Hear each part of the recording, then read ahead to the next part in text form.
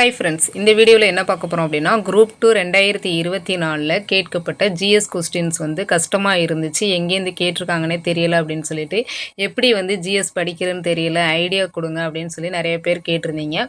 அதற்காகத்தான் இந்த வீடியோ, ஓகேவா? இப்போ நான் எப்படி வந்து ஜிஎஸ் படிக்கிறேன்னு சொல்கிறேன், ஸ்கிப் பண்ணாமல் தெளிவாக கேட்டுக்குங்க. ஃபஸ்ட்டு வந்து என்ன பண்ணணும் அப்படின்னா, எந்த ஒரு சப்ஜெக்டை படிக்க போகிறீங்களோ அதனுடைய சிலபஸை எடுத்து வச்சுக்கணும்.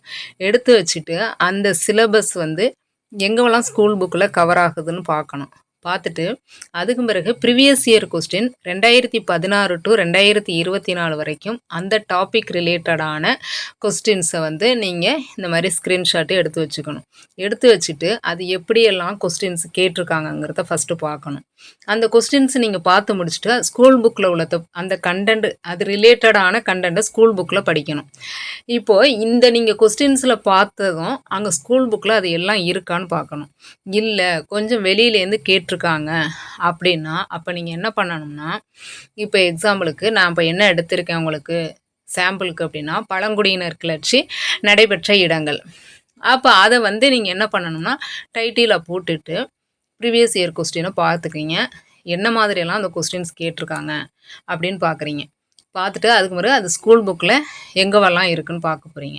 இப்போ இதில் பார்த்தீங்க அப்படின்னா இந்த டாபிக் ரிலேட்டடாக வந்து நடைபெற்ற இடங்கள், எந்த ஆண்டு நடைபெற்றுச்சு, எந்த ஏரியாவில் எந்தெந்த பழங்குடியின மக்கள் இருந்தாங்க, இந்த மாதிரி கொஸ்டின்ஸ் தான் இதில் கேட்டிருப்பாங்க. அந்த கிளர்ச்சிக்கான காரணங்கள் என்ன அப்படிங்கிறத கேட்டிருப்பாங்க. அப்போ நீங்கள் அது மாதிரி கண்டென்ட்டை எடுத்து அதை மட்டும் நீங்கள் ஹிண்ட்ஸ் எடுத்துக்கணும்.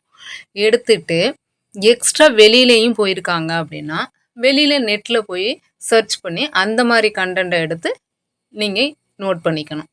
அப்படி நோட் பண்ணிவிட்டு ஒவ்வொரு டாப்பிக்கும் அதே மாதிரி நோட் பண்ணிக்கிட்டு படிச்சிங்க அப்படின்னா உங்களால் சக்ஸஸ் பண்ண முடியும். இப்போ நீங்கள் வந்து A to Z எல்லாத்தையும் படிச்சிங்கன்னா பெரிய பாரமாக தான் தெரியும். ஆனால் இந்த கொஸ்டின்ஸ் பழங்குடியினர் கிளர்ச்சி கொஸ்டின்ஸ் எல்லாம் என்ன மாதிரி கேட்டிருக்காங்க அப்படிங்கிறத நான் ஃபஸ்ட்டு வந்து காட்டுறேன். அப்போ அந்த கண்டென்ட்டை மட்டும் நீங்கள் ஹிண்ட்ஸ் எடுத்தால் போதும். அது வந்து வெளியிலேயும் போய் கேட்டிருக்காங்கன்னா அது நெட்லேருந்து டவுன்லோட் பண்ணி அந்த கண்டென்ட்டையும் சேர்த்துக்கணும்.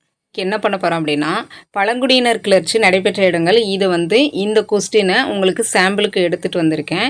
இந்த கொஸ்டின் ப்ரீவியஸ் இயர் கொஸ்டினில் என்னவெல்லாம் கேட்டிருக்காங்க, அதை வந்து நான் ஸ்கூல் புக்கில் உள்ளதை எப்படி வந்து ஹிண்ட்ஸ் எடுக்கிறது அப்படிங்கிறத காட்டுறேன், ஓகேவா?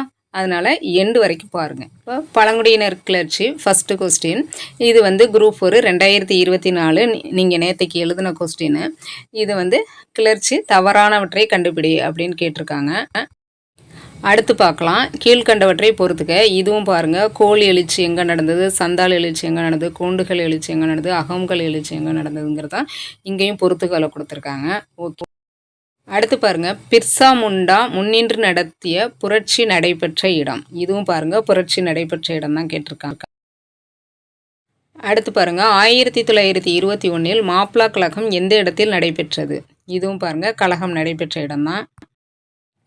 அடுத்து, இந்தியாவில் அந்நியரை எதிர்த்து நடந்த முதல் கிளர்ச்சி எதுன்னு கேட்டிருக்காங்க. ஸோ இது வந்து முதல் கிளர்ச்சி எதுன்னு கேட்டிருக்காங்க, சன்னியாசி அண்டோலன் கிளர்ச்சி. அடுத்து பாருங்கள், வந்து கழகம் வந்து நடைபெற்ற ஆண்டு கேட்டிருக்காங்க. இது வரைக்கும் கேட்டது வந்து கிளர்ச்சி நடைபெற்ற இடம் கேட்டிருந்தாங்க. இப்போ வந்து கழகம் நடைபெற்ற ஆண்டு கேட்டிருக்காங்க. அடுத்த கொஸ்டின் பாருங்கள், அனைத்து இணைகளும் மலைவாழ் மக்களின் கழகங்களை சார்ந்தவை, இதில் எது தவறான இணை. அப்போ வந்து இதுவும் வந்து கழகங்கள் நடைபெற்ற ஆண்டு தான் கேட்டிருக்காங்க. அடுத்த கொஸ்டின் பாருங்கள், வருவனவற்றுள் பிரிட்டிஷாருக்கு எதிரான பழங்குடியினர் கிளர்ச்சிக்கான முக்கிய காரணங்கள் என்னன்னு கேட்டிருக்காங்க. ஓகே, இப்போ வந்து 3வது டைப் வந்து காரணம் கேட்டிருக்காங்க. அடுத்து பாருங்கள், 1855 ஆண்டு சாந்தலர்களின் புரட்சி மூலமாக பெற்ற முதன்மையான பிரதிபலன், அவங்க புரட்சி செஞ்சதுனால அவங்க பெற்ற பலன் என்னன்னு கேட்டிருக்காங்க. இது 4வது டைப்பு. ஓகே ஃப்ரெண்ட்ஸ், நம்ம இது வரைக்கும் பார்த்த ப்ரீவியஸ் இயர் கொஸ்டினில் என்ன கேட்டிருந்தாங்க, கிளர்ச்சி நடைபெற்ற இடங்கள், கிளர்ச்சி நடைபெற்ற ஆண்டு, கிளர்ச்சிக்கான காரணங்கள், கிளர்ச்சியின் பலன் என்ன பலன், இது 4 டைப்பில் கேட்டிருந்தாங்க. அப்போ நீங்கள் என்ன பண்ணணும் அப்படின்னா, அந்த 4 டைப்லேயும் வந்து கேட்டிருக்கக்கூடிய கொஸ்டின் ஸ்கூல் புக்கில் கவர் ஆகுதான்னு பார்க்கணும். ஃபஸ்ட்டு ஸ்கூல் புக்கில் உள்ள அந்த கண்டென்ட் என்ன அப்படின்னா, ஃபஸ்ட்டு வந்து கிளர்ச்சி நடைபெற்ற இடங்கள் அதை எடுத்துக்கணும், நடைபெற்ற ஆண்டு அதை எடுத்துக்கணும், கிளர்ச்சிக்கான காரணங்கள், அதுக்கான பலன். இதை நோட் பண்ணிவிட்டு அதுக்கும் பிறகு எக்ஸ்ட்ரா வெளியிலேருந்து கேட்டிருக்காங்க அப்படின்னா அதை நெட்லேருந்து சர்ச் பண்ணி அதையும் வந்து நம்ம நோட் பண்ணிக்கணும்.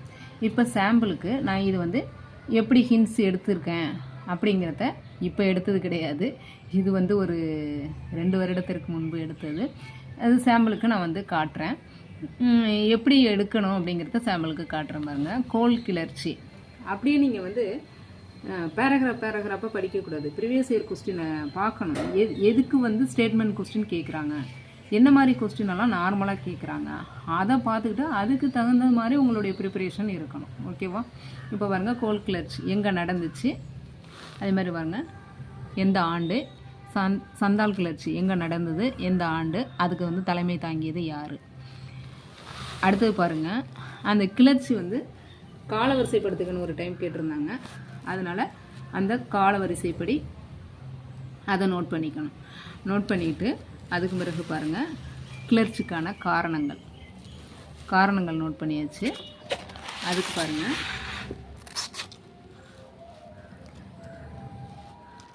காரணங்கள் நோட் பண்ணியாச்சு. அதுக்கு பிறகு வந்து அந்த கிளர்ச்சிக்கான பலன், அது ஒவ்வொரு கிளர்ச்சிக்கும் வந்து உங்களுக்கு புரிகிறது மாதிரி ஏதாவது கீவேர்டு கொடுத்துக்குங்க. ஏன்னா ஃபைனல் ரிவிஷனுக்கு உங்களுக்குள்ளே வந்து இந்த கிளர்ச்சினா இதுக்காக தான் இந்த கிளர்ச்சி பண்ணாங்க. இப்போ வந்து எக்ஸாம்பிளுக்கு முண்டா கிளர்ச்சி இன்னும் பர்பஸ்க்காக அந்த கிளர்ச்சியை எழுப்புனாங்க அப்படிங்கிற அந்த கீவேர்டு மட்டும் நீங்கள் வந்து உங்களுக்கு ஏற்ற மாதிரி ஏதாவது கீவேர்டு போட்டுக்குங்க, அதனுடைய பலன். அதே மாதிரி சந்தால் கிளர்ச்சிக்கான காரணம், அது வந்து கீவேர்டு. அடுத்தது அதுக்கான பலன். இப்படி தான் வந்து நோட்ஸ் எடுக்கணும். ஓகேவா? இது வந்து இப்போ வந்து கிளர்ச்சி வந்து வெளியிலேருந்து கேட்டிருக்காங்களா, ஸ்கூல் புக்கில் கவர் ஆகலையா அப்படின்னா வெளியில் நீங்கள் நெட்டில் சர்ச் பண்ணணும். என்னென்னா கிளர்ச்சிக்கான ஆர்டிகிள்ஸ் அப்படின்னு போடணும். பழங்குடியினர் கிளர்ச்சி கட்டுரை, பழங்குடியினர் கிளர்ச்சி ஆர்டிகிள்ஸ், இந்த மாதிரி போட்டிங்க அப்படின்னா உங்களுக்கு நெட்டில் கிடைக்கும். அதையும் எடுத்துக்கொண்டு வந்து இங்கே நோட் பண்ணிக்கணும். அப்போ எதை மட்டும்தான் நோட் பண்ணணும், இந்த 4 பாயிண்ட்ஸ் தான். நடைபெற்ற இடம், ஆண்டு, காரணம், அதில் என்ன அவங்க பலனை அடைஞ்சாங்க, அவ்வளோதான். இதே மாதிரி எல்லா டாபிக்ஸுக்குமே நீங்கள் என்ன பண்ணணும் அப்படின்னா ஸ்டெப் பை ஸ்டெப்பாக இதே மாதிரி சிலபஸை வச்சுக்கணும். ஸ்கூல் புக்கில் எங்கெல்லாம் கவர் ஆகுதுன்னு பார்க்கணும். ப்ரீவியஸ் இயர் கொஸ்டின் என்ன மாதிரி கொஸ்டின்ஸ் கேட்டிருக்காங்கன்னு பார்க்கணும். இப்போ ஸ்டேட்மெண்ட் கொஸ்டின் கேட்குறாங்கன்னு வச்சுங்களேன். ஸ்டேட்மெண்ட் கொஸ்டினுக்கு அங்கே ஸ்கூல் புக்கில் உள்ளதை படிச்சுட்டு பேராவாக நோட் பண்ணக்கூடாது. ஏன்னா ஸ்டேட்மெண்ட் கொஸ்டின் கேட்குறாங்க அப்படின்னு சொல்லிட்டு பேராவாக நோட் பண்ணக்கூடாது. அதில் மெயின் பாயிண்ட்ஸ் என்னவோ அதை கீவேர்டுன்னு போட்டு, இப்போ இது எக்ஸாம்பிளுக்கு பாப்னா கழகம்னா அதுக்கு வந்து பேராவாக நிறைய கதையாக கொடுத்துருப்பாங்க. அதில் நீங்கள் வந்து கீவேர்ட்ஸ் அப்படின்னு சொல்லிட்டு ஒரு 4-5 கீவேர்ட்ஸை வந்து போட்டுக்கணும். ஓகேவா? அந்த மாதிரி தான் வந்து ஸ்டேட்மெண்ட் கொஸ்டினுக்கும் வந்து நீங்கள் ஹிண்ட்ஸ் எடுக்கணும். ஓகேவா? அதே மாதிரி ஒவ்வொன்றும் வந்து வேணும்னா நான் என்ன பண்ணுறேன் அப்படின்னா, இப்போ இந்திய அரசியலமைப்புன்னு இருக்குன்னு வச்சுங்களேன். இப்போ முகவுரை வந்து ஸ்கூல் புக்கில் எங்கெங்கே எந்தெந்த பேஜ் நம்பரில் இருக்குது, அது மாதிரி வேர் டு ஸ்டடியும் வந்து உங்களுக்கு போடுறேன். முடிஞ்சுது அப்படின்னா ஜிஎஸ் வந்து கவர் பண்ணணும். நீங்கள் வந்து தமிழ் எப்படி என்ன நிலையில் படிச்சிருக்கீங்கன்னு எனக்கு தெரியலை. உங்களுக்கு வந்து தமிழ் வேணுமா, மேத்ஸ் வேணுமா, ஜிஎஸ் வேணுமாங்கிறத நீங்கள் சொல்கிறத பொறுத்து தான். ஆனால் வந்து எல்லாத்தையும் என்னால் அட்டிய டயத்தில் கவர் பண்ண முடியுமான்னு எனக்கு தெரியல. ஆனால் எல்லாத்தையுமே உங்களுக்கு சொல்லணும்னு எனக்கு வந்து ஆசையாக தான் இருக்குது. எனக்கு வந்து ஒரு சில காரணத்தினால என்னால் சொல்ல முடியலை. நீங்களே கேட்கலாம், இப்படியெல்லாம் நோட்ஸ் எடுத்து வச்சுருக்கேனே, நீங்கள் படிக்கிறீங்களா, நீங்கள் எக்ஸாமில் ஏன் பாஸ் பண்ணலைன்னு கேட்கலாம். அதுக்கு நிறைய காரணங்கள் இருக்குது. அது நான் தனியாக வீடியோ போடுறேன். இப்போ வந்து உங்களுக்கு என்ன தேவை, தமிழ் வேணுமா, மேத்ஸ் வேணுமா, இல்லை ஜிஎஸ் வேணுமா, எது வேணுங்கிறத தெளிவாக சொல்லுங்கள். ஒரு சப்ஜெக்ட்னால் அந்த ஒரு சப்ஜெக்டை நான் ப்ராப்பராக டெப்த்தாக கொண்டு போக முடியும். ஆனால் எல்லாத்தையும் என்னால் கவர் பண்ண முடியுமா என்னங்கிறது தெரியலை. முடிஞ்சுது அப்படின்னா இன்றைக்கி லைவ் வர முடிஞ்சா வர்றேன், என்னென்னு டிஸ்கஸ் பண்ணலாம். ஓகேவா? ஆனால் எல்லா சப்ஜெக்ட்டையும் என்னால் பண்ண முடியாது. நான் வந்து இப்போ எக்ஸாம்பிளுக்கு இப்போ இந்த பாலிட்டின்னு எடுத்துக்கிட்டிங்கன்னா வேர் டு ஸ்டடி. இப்போ முகவுரைன்னா ஸ்கூல் புக்கில் எங்கெல்லாம் எந்த இடத்துலலாம் இருக்குது. அப்போ அது மாதிரி வந்து அடிப்படை உரிமைகள் ஸ்கூல் புக்கில் எங்கெல்லாம் இருக்குது. அந்த மாதிரி வந்து வேர் டு ஸ்டடி வந்து நான் டாபிக் வைஸாக வேணும்னா உங்களுக்கு கொடுக்குறேன். அதே மாதிரி அதுக்கு வந்து ப்ரீவியஸ் இயர் கொஸ்டினும் டாபிக் வைஸாக வந்து கொடுத்துட்றேன். நீங்கள் பார்த்துக்கிட்டு அது ஸ்கூல் புக்கில் கவர் ஆகுதா இல்லையான்னு பார்த்துக்கிட்டு, கவர் ஆகலை அப்படின்னா நெட்லேருந்து டவுன்லோட் பண்ணிவிட்டு அதையும் ஹிண்ட்ஸ் எடுத்துக்கணும். ஸ்கூல் புக்கில் உள்ளதையும் எடுத்துக்கணும். இப்போ அடிப்படை உரிமைகள்னு எடுத்துக்கிட்டோம்னா அடிப்படை உரிமைகள் ஸ்கூல் புக்கில் எங்கெல்லாம் இருக்குதுன்னு பார்க்கணும். அடிப்படை உரிமைகள் ப்ரீவியஸ் இயர் கொஸ்டின் பார்க்குறோம். பார்த்துட்டு இது வந்து எல்லாமே ஸ்கூல் புக்கில் கவர் ஆகுதா இல்லை வெளியிலேருந்து கேட்டிருக்காங்களான்னு பார்க்கணும். நீங்கள் என்ன பண்ணணும், ஸ்கூல் புக்லேருந்து ஹிண்ட்ஸ் எடுத்துகிட்டு வெளியிலேருந்து நெட்டில் சர்ச் பண்ணி அதையும் அதில் அட்டாச் பண்ணிக்கணும். அப்படி தான் நீங்கள் ஹிண்ட்ஸ் எடுக்கணும். ஸ்கூல் புக்கில் உள்ளதை அப்படியே வந்து தியரியாக வந்து படிக்க முடியாது, படிக்கவும் கூடாது. இப்படி ஷார்ட் அண்ட் ஸ்வீட்டாக எடுத்து தான் படிக்கணும். இதுதான் ப்ரொசீஜர்.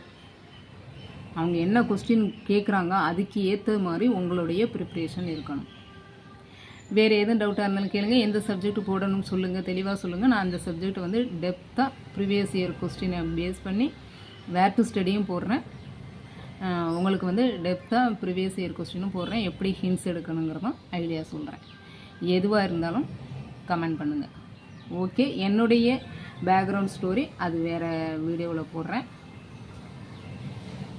ஓகே, ஆனால் எல்லா சப்ஜெக்ட்டுக்குமே எனக்கு ஐடியா இருக்குது. ஆனால் எல்லா சப்ஜெக்ட்டுமே என்னால் வந்து நான் ஒரு தனி நபராக இருந்துக்கிட்டு எல்லாத்தையுமே உங்களுக்கு பண்ண முடியாது. இதுதான் ப்ரொசீஜர். எல்லா சப்ஜெக்ட்டுமே இதுதான் ப்ரொசீஜர். உங்களுக்கு எந்த சப்ஜெக்ட் வேணும்னு கேளுங்க, முடிந்த அளவு நான் ஹெல்ப் பண்ணுறேன். ஓகே, நன்றி.